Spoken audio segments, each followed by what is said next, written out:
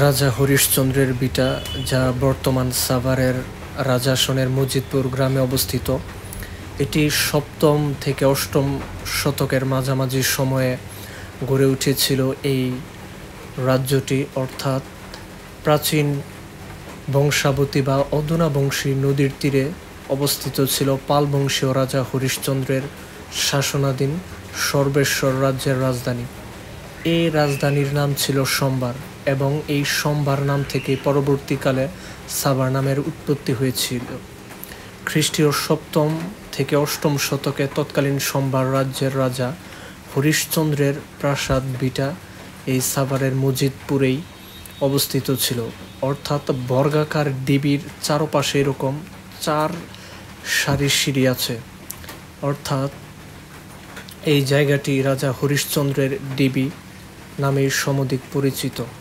অনেকে বলে থাকেন কোটবাড়ি ডিবি বা রাজা হরিশচন্দ্রের প্রাসাদ। স্থানীয় লোকজনের কাছে প্রাচীন প্রত্নতত্ত্ব কেন্দ্রটি হরিশচন্দ্র রাজার বাড়ি হিসেবে পরিচিত।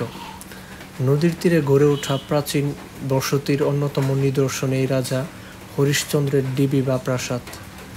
ব্যাপকভাবে ক্ষয়প্রাপ্ত মাটির দেয়াল ঘেরা বৃহৎ ডিবিটি আয়তাকার। এখানে কমপক্ষে 3টি এলাকার বৌদ্ধ মঠের ধ্বংসাবশেষ পাওয়া গেছে। এর একটি রাজা হরিশচন্দ্রের ডিবি বা প্রাসাদ। মনে করা হয় প্রাসাদটি সপ্তম থেকে অষ্টম শতকের নিদর্শন, অর্থাৎ 90-এর দশকে খননের পর দেয়াল বেষ্টিত বর্গাকার একটি স্তূপের সন্ধান মেলে। আরও পাওয়া যায় একটি হরিকেল, রৌপ্য মুদ্রা, একটি স্বর্ণমুদ্রা এবং ব্রোঞ্জের তৈরি বেশ কয়েকটি বৌদ্ধ মূর্তি। হরিশচন্দ্রের রাজবাড়ি বা ডিবি 19 শতকের শেষভাগ পর্যন্ত মাটির নিচে ছিল। 1918 সালের দিকে এই রাজবাড়ি ডিবির কাছে রাজাসন গ্রামে ডক্টর নলিনীকান্ত ভট্টশালী প্রত্নতাত্ত্বিক খনন কাজ শুরু করেন। তারই ধারাবাহিকতায় পরবর্তীকালে হরিশচন্দ্র রাজার প্রাসাদ ডিবিতে খনন কাজ চালানো হয়। কেবল এই সাইনবোর্ডটি প্রত্নতত্ত্বের অধীনে, যা বাস্তবে নয়। তবে এর চারপাশে যেহেতু বাউন্ডারি করা একটা সিঁড়িওয়ালা ডিবি দাঁড়িয়ে আছে, অন্তত বাড়ি থেকে দেখে ওরকমই মনে হয়। কালের বিবর্তনে সিঁড়িগুলো অনেকটা ক্ষয়ে গিয়েছে, যার কারণে অনেকটা ক্ষতিগ্রস্ত বলা যায়। এইখানে যখন খনন কাজ পরিচালনা করা হয় তখন বৌদ্ধ ধর্ম সভ্যতা সংশ্লিষ্ট একটি কেন্দ্র ছিল বলে বোঝা যায়। ডিবি এলাকার একাধিক পুনর্নির্মাণ এবং একাধিক মেঝের চিহ্ন পাওয়া যায়। 1989 থেকে 90 সালে খননের পর এই দেয়াল বেষ্টিত বর্গাকার স্তূপের সন্ধান মেলে। তবে অনেকে মনে করে রাজা হরিশচন্দ্র কেবল রাজা নন, তিনি তান্ত্রিকও ছিলেন। অর্থাৎ সাভার নগরীতে তান্ত্রিক বৌদ্ধ শাসকদের মধ্যে রাজা হরিশচন্দ্রের নাম উল্লেখযোগ্য। ময়নামতির তান্ত্রিক মহারানীর পুত্র গোপীনাথের সঙ্গে রাজা হরিশচন্দ্রের জ্যেষ্ঠ কন্যা অনুদারবী এবং কনিষ্ঠ কন্যা পদুনাকে যৌতুক প্রদানের কাহিনী বিজড়িত এ হরিশচন্দ্রের প্রাসাদ এবং ডিবি। তৎকালীন ভারতবর্ষে এ দেশে ঐতিহ্যের নিদর্শন খুঁজে বের করতে কিছু প্রত্নতাত্ত্বিক অনুসন্ধান কাজ চালিয়েছিলেন।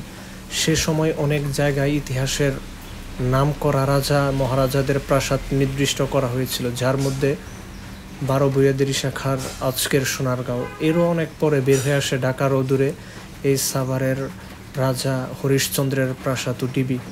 প্রাসাদটিতে স্তূপ সহ একটি বিহারের ধ্বংসাবশেষ অনাবৃত রয়েছে। বিহারটি 40 বর্গ কিলোমিটার এবং স্তূপটি 17 বর্গমিটার প্রশস্ত। এর 150 মিটার পূর্বে রাজাসন নামে একটি ডিবি রয়েছে, যা এখনও সম্পূর্ণরূপে খনন হয়নি। এ দুটি প্রত্নস্থল থেকে বেশ কয়েকটি ভাস্কর্য খচিত পোড়ামাটির টুকরো, ব্রোঞ্জের তৈরি বৌদ্ধ মূর্তি, বিভিন্ন টেরাকোটা ও গুপ্ত অবস্থায় লুকায়িত স্বর্ণমুদ্রা আবিষ্কৃত হয়, যা পরে প্রত্নতত্ত্ব অধিদপ্তরের মাধ্যমে জাতীয় জাদুঘরের কর্তৃপক্ষের নিকট হস্তান্তর করা হয়। কিন্তু দুঃখের ব্যাপার হলো, কয়েক দশকে এলাকার জমির মূল্য যেহেতু কয়েক গুণ বৃদ্ধি পায়, তাই রাজা হরিশচন্দ্রের প্রাসাদ এবং তার ভূসম্পত্তির সিংহভাগই জাল জালিয়াতির মাধ্যমে দখল হয়ে যাচ্ছে। এমনকি কিছু অংশ বিক্রিও হয়ে গেছে। অনেকে প্লট আকারে এই সম্পদ বিক্রি করে নির্মাণ করছে বহুতল ভবন। তাছাড়া এই সংরক্ষিত পুরাকীর্তি এবং সরকারি হুকুম দখলকৃত রাজাসন ডিবিতেও বেআইনিভাবে অনেকেই ঘরবাড়ি নির্মাণ করেছে। ঐতিহ্যবাহী এই নিদর্শনটি যদি বিলুপ্ত হয়ে যায়, বলা যায় যে ইতিহাস এবং ঐতিহ্যের যে স্মৃতিচিহ্ন তা হয়তো মুছে যাবে। তবে এটি আসলে সকলের সাহায্য এবং সহযোগিতার বিনিময়ে এটি সংরক্ষণ করা উচিত। প্রত্নতত্ত্ব খননের মাধ্যমে এই 1990 থেকে 92 সালে মূলত এই জায়গাটি আবিষ্কৃত হয়। তার আগে এই জায়গাটি মূলত উঁচু একটি ভিটি হিসেবেই স্থানীয় লোকজন বলে থাকতো। শুধু তাই নয়, রাজা হরিশ্চন্দ্রের এই ভিটার দক্ষিণ পাশেই মূলত একটি বিহারের মতো জায়গা আবিষ্কৃত হয়। সাধারণভাবে ধারণা করা হয় যে সেই জায়গাগুলোতে বৌদ্ধ ভিক্ষুরা থাকতো এবং নানান ধরনের তান্ত্রিক শিক্ষা বা অন্যান্য শিক্ষা প্রদানের লক্ষ্যে মূলত এই বিহারটি তৈরি করা হয়েছিল।